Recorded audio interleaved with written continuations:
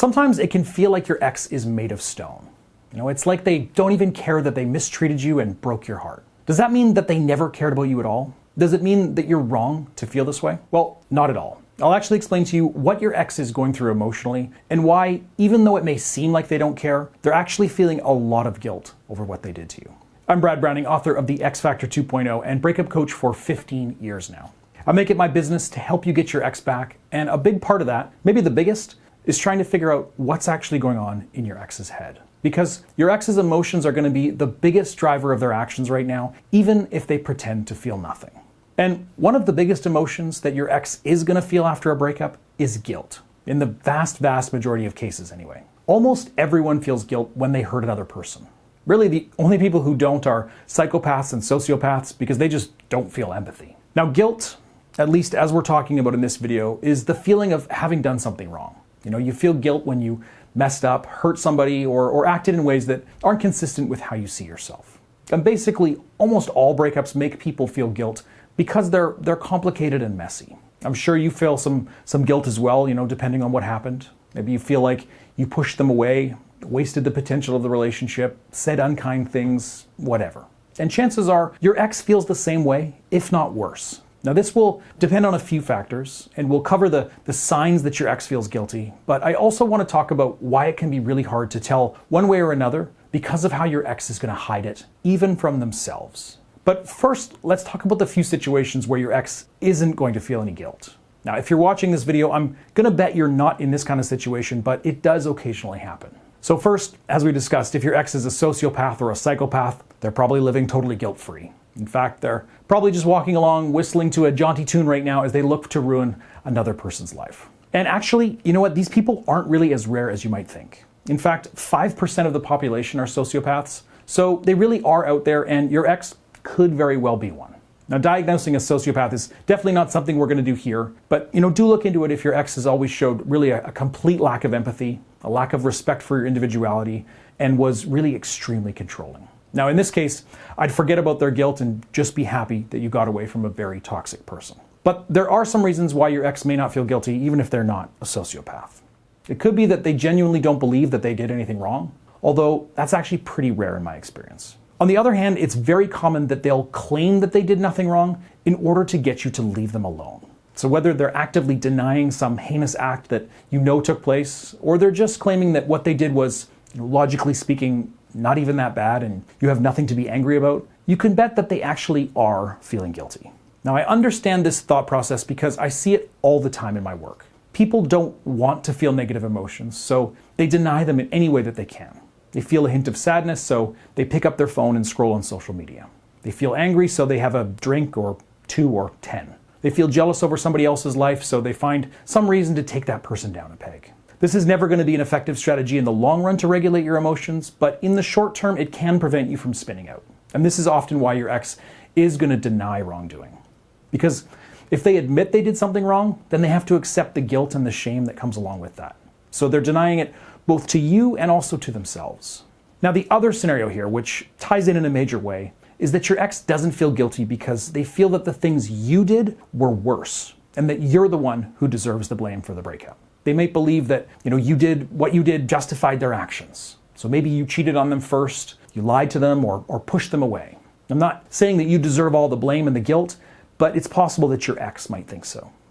And if that's the case, if they really do feel that way, why would they want you to know that they feel guilty about the breakup? Did you admit guilt? Did you apologize? If they're angry at you, they'll want to deny you the relief of a confession or apology, whether or not they feel guilt. It's as simple as that. And the final situation where your ex feels no guilt is when they actually did do nothing wrong. I'm sure if you're watching this video, you'd probably disagree with this, but it's important to look at what happened and really be honest with yourself here. If their only crime was breaking your heart by ending the relationship, then they probably don't deserve any of the anger that you might be throwing their way. Now, I understand it hurts to be dumped, but would you rather they stayed with you forever even though they were unhappy? I really doubt that would be an ideal situation for really either of you. But that being said, they probably do still feel guilt around this. Because guilt is a common feeling in really any breakup. Guilt, valid or not, can often be a sort of emotional tool. It's something that we use to take back control. I think of it a little bit like survivor's guilt. Forgive me for going a little dark here, but I promise it's going to make sense. Say you're in a plane crash and you're the only one who makes it out alive. Now, it makes sense you'd be extremely upset by the turn of events, but we find that on top of this, many people who go through this will actually feel a lot of guilt, even though, of course, they've done nothing wrong. And in my opinion, this and some of the guilt we feel after a breakup can be explained in the same way. It's about a loss of control.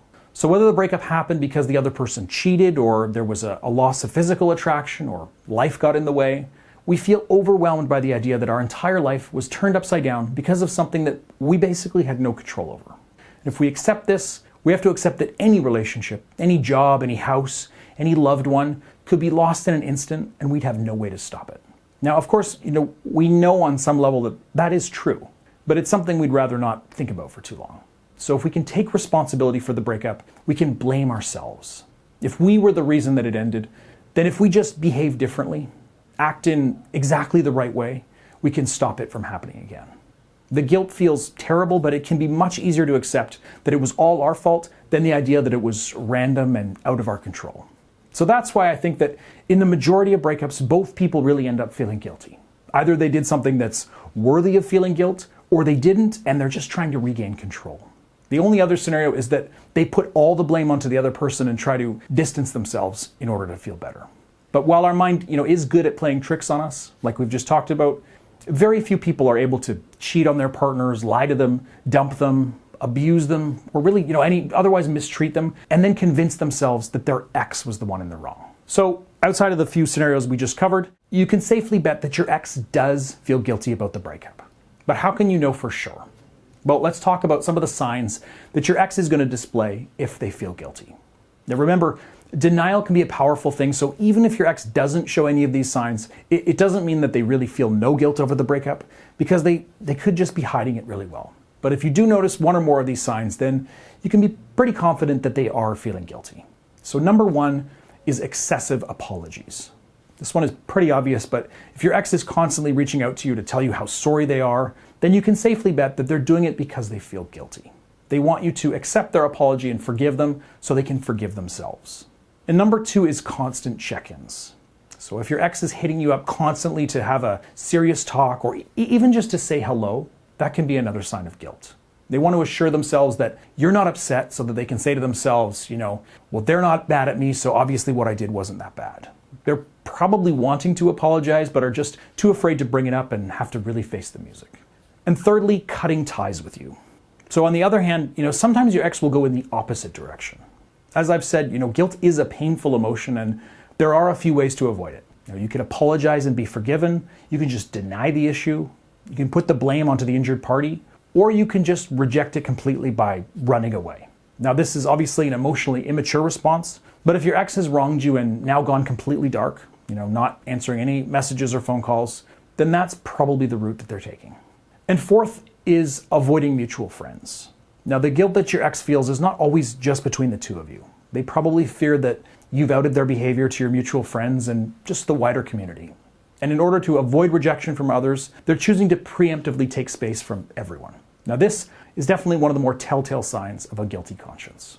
And number five is repeated denials. Now, this is a tricky one. I don't want to tell you that denying wrongdoing is evidence of guilt. That's a pretty stupid road to go down if you think about it. I mean, if somebody accused you of shooting JFK, you'd probably deny it, but that wouldn't make you guilty, right? But if your ex is calling you up all the time to tell you that they feel great and that you're the problem and they did nothing wrong, and you're freaking out for no reason, then that's, again, often a sign of a guilty conscience. They probably think that if they can convince you that they're innocent, then they'll be able to believe it themselves. And number six is overly nice behavior. So if your ex is being too nice to you post-breakup, they usually have an ulterior motive. They probably want to make themselves feel better by sucking up to you. This is kind of in the same vein as apologizing or checking in. They're trying to make themselves feel better by making you feel better. And number seven is shifting the blame. We've talked about this a little bit, but if your ex was the one who screwed up and they're trying to put it all on you, that is usually a sign of guilt. They may ask you for an apology, tell people that you were wrong or that you were the one who was in the wrong, and even blast you on social media. Now, of course, this is a pretty toxic move and can even really be a form of gaslighting. They're just trying to make you look guilty so that they feel better. They know they probably won't succeed, but they can confuse the issue in a way so that you don't know what the truth is anymore. Now, this is a lot of information I'm throwing at you, but how will it impact your chances of getting your ex to come back to you? Well, the truth is that guilt on your ex's part is a sign that they still have feelings for you, which of course is a positive sign for your chances. Now, I've been asked if it's a good idea to sort of massage your ex's guilt a little, basically to make them more guilty to hopefully draw them back to you. And I don't recommend you try to actively make them feel more guilty, but also you shouldn't just automatically accept their apology and try to make them feel better. Because really, your ex's guilt can draw them towards you. It can make them come to you for forgiveness or comfort, which is, what you want. But at the same time, as we talked about, guilt can also make your ex run away in order to avoid the shame they're feeling. So you kind of have to feel this one out. If your ex is avoiding you due to shame and guilt, maybe this is an opportunity for you to reach out to bury the hatchet. And if their guilt is drawing them closer to you, then use that to spend time with them and actually reconnect. It's also important to get as much information as you can about your breakup and how your ex feels. And that is exactly why I created my free quiz, which you can take at breakupbrad.com/quiz. It takes less than 5 minutes to complete, and it helps you get a much better picture of where you stand with your ex. You're definitely going to want to know this if you want them back, so go to breakupbrad.com/quiz and take it now. And with that, that does bring us to the end of the video. If you're wondering about your ex's guilt, I hope I've given you at least some insight on the topic. And if you're wondering what to do next after taking my quiz, check out the links in the description for some related videos on how to get your ex back, depending on your particular situation. And while you're down there, leave a question in the comments. I always love to respond and read everything you guys say in the comments. Thanks for watching, liking, and subscribing. I'll see you next time. Bye for now.